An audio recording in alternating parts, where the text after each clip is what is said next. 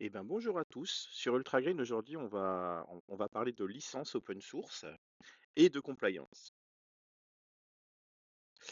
Alors, pour vraiment entamer le sujet, on va d'abord effectivement essayer de définir un petit peu les enjeux et la problématique autour de la compliance. Quand on parle de compliance, on parle d'un certain nombre d'activités. On parle de gérer correctement les licences open source. C'est pour ça qu'on va d'abord aussi faire un petit centrique sur l'aspect licence open source, les différents types de licences. On parle de conformité légale, le fait de respecter les règles et les obligations contractuelles vis-à-vis du logiciel qu'on utilise et de la licence qui peut avoir. On va parler de sécurité, parce que forcément, les mécaniques et les logiciels qu'on va utiliser pour, pour- pour assurer le suivi de la compliance vont nous permettre aussi de faire du suivi de la sécurité. On va parler de compatibilité, de contrôle de la compatibilité entre les différentes licences. Le logiciel open source, il y a certains types de licences qui ne peuvent ne pas vraiment être compatibles, ou au moins les pratiques qu'on veut faire avec ne vont pas être compatibles. Et puis, forcément, on parlera de ce qui est de la responsabilité d'une entreprise qui utilise de l'open source et de son bénéfice ou de son déficit en image quand elle ne respecte pas un certain nombre de règles d'utilisation du logiciel open source et qu'elle ne se conforme pas à des règles de compliance. Alors, on commence par d'abord parler des licences open source. Euh, on peut distinguer deux types de licences open source. La première, c'est ce qu'on appelle la licence copyleft. Il y a une obligation de partager les modifications sous la même licence. Et de l'autre côté, on a les licences dites no copyleft ou non copyleft, qui elles permettent d'utiliser et modifier sans obligation de partage ce qu'on a modifié sur le logiciel. Donc à gauche, on retrouve essentiellement des licences du type GPL, hein, des licences qui émanent de la GNU, donc la GPL, la LGPL et l'Affero GPL. Et de l'autre côté, on retrouve des licences qui sont souvent mises en œuvre par des grandes écoles américaines, le MIT, Berkeley, et on va retrouver la MIT licence, la BSD licence. Il y a l'Apache licence qui, elle, est aussi présente sur le périmètre des no copyleft, mais elle a quelques différences. Justement, regardons encore un petit peu plus en détail ces différentes licences. Alors, j'ai pas pris toutes les licences open source, il y en a bien plus que ça, mais disons que ça, c'est quand même ce qu'on va avoir le plus le cas de côtoyer. Donc, la GPL, elle exige que tout le code dérivé soit également mis sous GPL. Donc, c'est très contraignant. Ça veut dire que faire du business sur du logiciel qu'on développe au-dessus d'un produit avec de la GPL, bah, ça va être effectivement soumis à des conditions. La Lesser General Public License, elle est orientée pour favoriser le partage et la collaboration. Elle est un petit peu moins contraignante que la GPL. Et puis enfin, on a l'Affero GPL euh, qui, elle, intègre en plus les services en ligne, tout ce qui va être Software as a Service.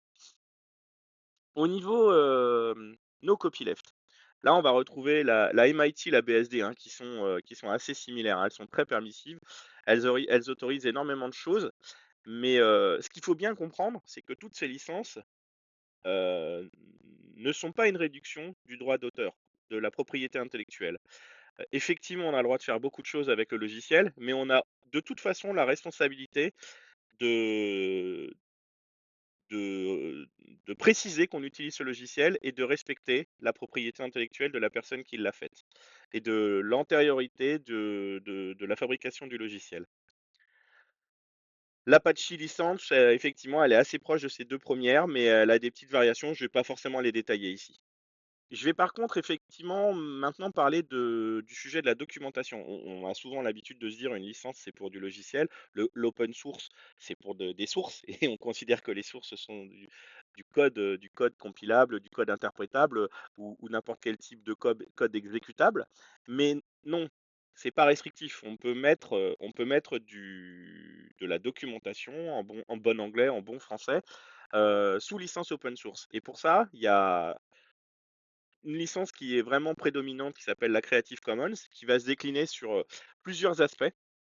On peut, effectivement faire, du Creative Commons by avec l'attribution, c'est-à-dire reconnaître, le fait que c'est la personne qui l'a écrit. La CC by SA qui va engager que si on modifie cette doc, et qu'on la partage, on doit la partager avec la même licence.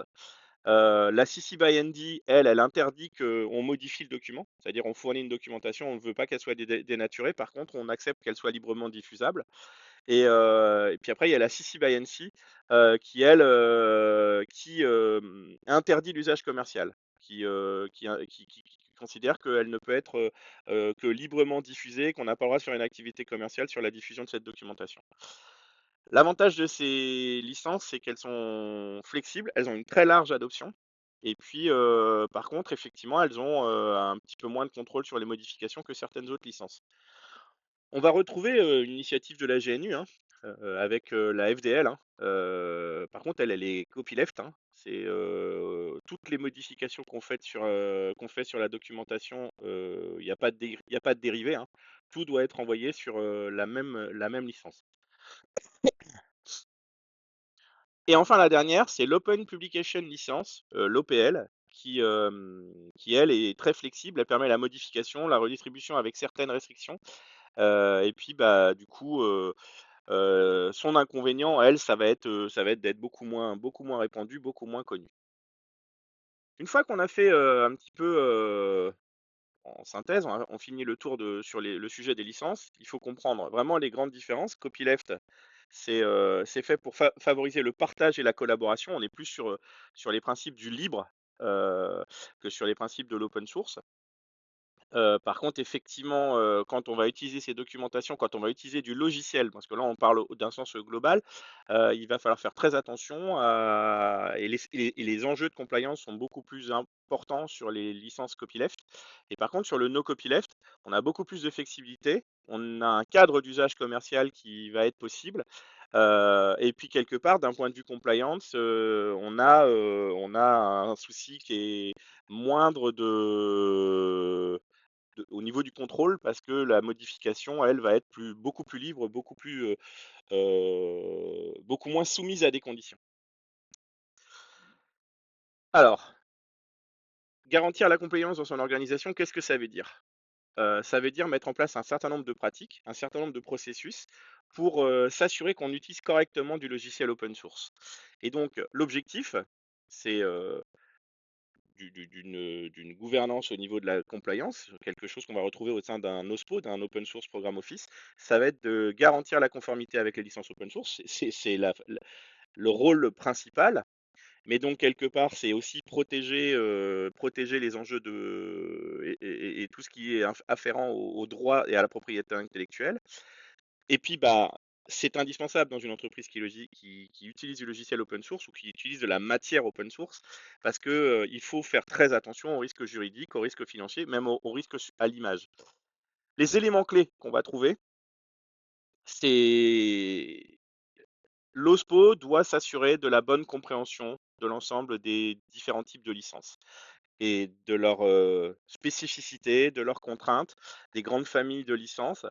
Ensuite, il y a une nécessité de connaître les assets qu'on a mis en œuvre, de connaître le parc applicatif qu'on a déployé, quel logiciel ça utilise et quelle dépendance logicielle ça met en œuvre. Et c'est là qu'on va entendre parler de Software Bill of Material, c'est-à-dire la construction de fichiers qui identifient de façon claire et nette et précise les logiciels qu'on utilise et les licences qui sont associées à ces logiciels. Euh, L'aspect documentation. Il faut effectivement qu'il y ait une culture de la documentation du logiciel open source qu'on utilise, et ça, pas uniquement sur l'utilisation du logiciel, mais sur le cadre d'utilisation contractuelle, juridique du logiciel. Et puis, bah, l'OSPO doit effectivement faire en sorte que, au sein des populations qui développent, qui produisent de la matière open source, il y ait régulièrement des formations et de la sensibilisation aux risques qui font courir à l'organisation, à la société, si ils ne respectent pas les enjeux de compliance avec la matière open source qui est utilisée. Donc, si maintenant on doit décrire ce que doit être un processus de compliance, la première étape, on l'a vu, hein, c'est l'identification de la matière open source qui est déployée au sein de l'entreprise ou de l'organisation. Donc recenser tous les logiciels, ça passe par le logiciel en lui-même, mais surtout les dépendances qu'il engage. Ça va être ensuite, à partir de ce référentiel, travailler à l'évaluation, donc avoir des outils qui nous permettent de rapidement regarder tous les types de licences, de le faire de façon récursive sur l'ensemble de ce qui est déployé et des dépendances logicielles qui vont avec, et d'avoir une vision objective, exhaustive de l'ensemble des licences qui sont mises en œuvre dans le logiciel déployé sur l'entreprise et des obligations qui vont avec. Ensuite, il y a une phase plus active, il y a une phase de mise en œuvre, c'est-à-dire on va forcément détecter des non-conformités. On va détecter des endroits où finalement on a fait des actions qui ne sont pas conformes avec les licences des logiciels qu'on utilise. Il va falloir travailler à la rémédiation. Il va falloir regarder, peut-être substituer certains produits logiciels qu'on a choisis par d'autres par rapport aux enjeux qu'on veut avoir avec. Ça ne veut pas dire on ne peut pas utiliser du logiciel copyleft, par exemple. Hein, l'entreprise peut utiliser du logiciel copyleft. Par contre, effectivement, faire du business avec, il va y avoir des limites, il va y avoir des contraintes, et du coup, peut-être que il sera pertinent de retrouver une alternative qui permette de pratiquer l'objectif business qu'on a vis-à-vis de ce logiciel. Et au-delà de cette phase proactive, il va y avoir la continuité de cette proactivité dans le temps, et c'est-à-dire bien mettre en place des outils et des processus de veille permanente de la compliance, des enjeux de la compliance au sein de l'organisation. Donc, c'est essentiel de mettre en place une gouvernance sur le sujet de la compliance dans l'organisation, parce que clairement, les condamnations qui peuvent survenir si on ne respecte pas ce genre de choses, mais au-delà de ça, même le simple préjudice en image que ça peut occasionner peut être très important. Alors, maintenant on va parler de bonnes pratiques. Donc les bonnes pratiques, c'est finalement une autre façon de voir ce qu'on a présenté sur le slide suivant, c'est de l'audit des licences. C'est construire de la documentation claire pour l'ensemble des parties prenantes de l'entreprise sur les enjeux de compliance, les enjeux et les obligations d'utilisation de certaines licences. C'est la construction d'une entité dédiée à la formation. Et puis, par contre, là, ce qu'on va rajouter dans cette bonne pratique, c'est la mise en place d'outils de gestion. Il existe des outils qui vont aider l'entreprise pour pouvoir assurer le contrôle de compliance sur son logiciel. Et donc là, il va falloir les mettre en œuvre. Avant d'aller voir justement ces outils, on va revenir sur ce sujet un peu là que peut être le Software Bill of Materials. Alors qu'est-ce que ça veut dire, hein? Bah, en gros, ça veut dire construire un fichier qui centralise et qui identifie toutes les dépendances logicielles d'un composant logiciel qu'on met en œuvre. Il y a la licence du produit en lui-même, mais il y a les licences induites par des dépendances logicielles du logiciel en lui-même. D'accord? Donc il y a des formats et des standards, hein. Les formats qu'on retrouve le plus, c'est CycloneDX, SPDX, qui sont des formats XML qui vont permettre de construire toute la structure de dépendance du logiciel. Et puis après, on a des outils hein, qui permettent quelque part euh, soit c'est leur fonction principale hein, de générer du SBOM, soit c'est une possibilité que propose un outil qui est plus orienté scan de vulnérabilité. Donc on va retrouver Shift et Trivi. Euh, et l'objectif de ces outils, c'est qu'on va devoir, nous, aller les mettre dans nos chaînes d'intégration continue pour que quand on développe du logiciel, en permanence, on s'assure que si le logiciel évolue, qu'ils ajoutent des nouveaux composants, ils ne nous amènent pas à utiliser du logiciel dans des conditions non conformes d'un point de vue compliance sans qu'on s'en rende compte. Donc c'est indispensable de mettre ça dans les chaînes d'intégration continue. En plus, effectivement, cette chaîne d'intégration continue, elle nous permet, nous aussi, de produire le SBOM de notre solution, du logiciel qu'on produit, qui vient donc fédérer d'autres dépendances, et nous-mêmes allons produire le SBM de notre outil. Tout ça, effectivement, ça permet de répondre à des enjeux de surveillance continue. Alors, une fois qu'on a vu un petit peu ce focus sur la partie SBOM, qu'est-ce qu'on peut utiliser? Alors forcément, Sur Ultragreen, on parle que d'open source. Je ne vous ai mis que des outils, des logiciels open source. Il en existe beaucoup d'autres propriétaires hein, qui peuvent permettre de faire ce genre de choses.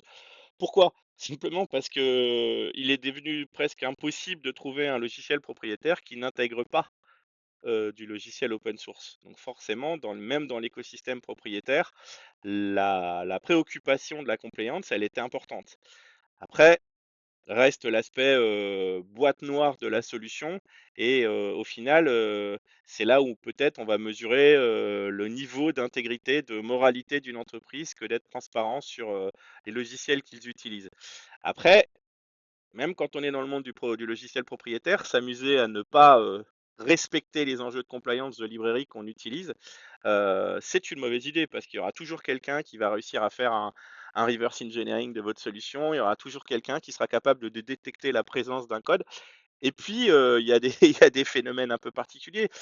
Une faille sur un produit logiciel open source, au final, elle va lever le voile sur la présence de cette brique open source au sein d'un logiciel. Je prends par exemple l'exemple de Log4j. Euh, Beaucoup de logiciels propriétaires nous ont expliqué pendant très longtemps, non, nous n'utilisons absolument aucune ligne d'open source. Nous, notre logiciel, c'est du fait maison, taillé à la main. Et puis, le jour où la crise Log4j arrive, il nous explique, ah bah si, il faudrait peut-être patcher un petit peu le logiciel parce qu'en fait, si on a un petit peu de logiciel open source. Donc, il y a des logiciels open source de gestion de la compliance et puis il y a des logiciels propriétaires et on en comprend un petit peu les enjeux. Donc qu'est-ce qu'on peut citer? On peut citer Fossology, ScanCode, AboutCode et puis Hermine. Hermine qui est une initiative sur laquelle il y a pas mal de contributeurs français et puis qui est un sujet pour lequel l'OW2, Object Web 2 et la fondation est assez impliqué. Donc c'est pour ça aussi que c'est important. Et c'est un outil qui est plutôt efficace. Et puis bah on a Sift hein, qu'on a vu tout à l'heure, qui effectivement bah lui son objectif c'est nativement de porter les processus de compliance. Alors jusque-là, on les a un peu évoqués, on les a entrevus sur l'ensemble des slides de la présentation. Si on ne respecte pas, si on n'est pas conforme niveau compliance, qu'est-ce qu'on risque? Le premier risque, le risque probablement le plus important, c'est le risque légal, parce que c'est celui qui va engager des pénalités financières fortes. Et en plus, c'est des procédures qui vont être longues, coûteuses, comme toute procédure longue. Les sanctions, je le redis, sont très élevées. Et, euh, et puis en termes d'image, de toute façon, ça sera encore plus visible parce que ça va être probablement souvent médiatisé. Les risques de sécurité, c'est des risques induits. Mais quelque part, ça veut dire que quand on ne fait pas l'effort déjà de mettre en place les outils de compliance, ça veut dire que quelque part, on n'a peut-être pas forcément travaillé aussi à mettre les outils de gestion de la sécurité qui sont assez connexes. Donc, bah, c'est des enjeux qui sont liés à les enjeux de sécurité, au fait qu'on ne met pas en place l'outillage qui va avec. Le risque opérationnel, bah, ça veut dire que si on doit revenir en arrière, parce qu'on n'a pas fait des choix de logiciels corrects et ainsi de suite et on est sous injonction de le faire ou qu'on s'aperçoit qu'il est indispensable de le faire, on risque de devoir perturber le bon fonctionnement de ces applications parce qu'on va devoir faire des modifications très structurelles importantes avec des risques opérationnels forts. Ça va être des enjeux de maintenance coûteux parce qu'il va falloir refactoriser, reconstruire une grosse partie du logiciel. Et puis, quelque part, on a des problématiques de compatibilité induite. Le risque réputationnel, là j'insiste, hein, je reviens sur ce sujet. Euh, Quand on commence à démontrer le fait qu'on ne respecte pas le logiciel open source, bah, ça peut démontrer qu'on ne respecte pas finalement beaucoup de choses. Donc la perte de confiance des clients et des partenaires peut être importante. L'aspect négatif en image sur la marque peut être important. Et puis, quelque part, bah, ça va donc donner de facto un avantage concurrentiel pour les concurrents qu'on peut avoir sur le marché sur lequel on se positionne. Le risque financier, il est la résultante de tous les autres risques, on va dire, hein. forcément, le risque opérationnel, bah, ça va être du coût de remise en œuvre. Le risque légal, j'en parle même pas. Le risque en sécurité, perdre des données parce qu'on n'a pas mis en place les bons outils, bah, c'est un risque financier grave au final, hein. Et puis le risque réputationnel, c'est de facto un risque financier puisque votre image baisse, votre capacité à vendre du produit, du logiciel va baisser aussi, ou même si vous ne vendez pas du logiciel, vous allez en mettre en œuvre pour le bon fonctionnement de votre entreprise et bah, voilà, ça sera, la résultante sera la même. Voilà, c'est le focus que je voulais faire sur la partie compliance. Donc vous l'avez compris, hein, c'est une des activités importantes d'un OSPO. Je vais faire une vidéo, hein, sur le principe des open source programmes Office, sur ce que doit être, quelles sont les pratiques et les activités que doivent mettre en œuvre ces structures dans une entreprise. Et du coup, on en a vu cette fois-ci la première, hein, qui est la compliance. Et puis au-delà de cette compliance, bah, il y a les enjeux de connaissance des licences open source. Et puis, bah, on va faire d'autres vidéos probablement sur l'open source en lui-même, sur les licences. Mais en tout cas, je vous remercie et au revoir.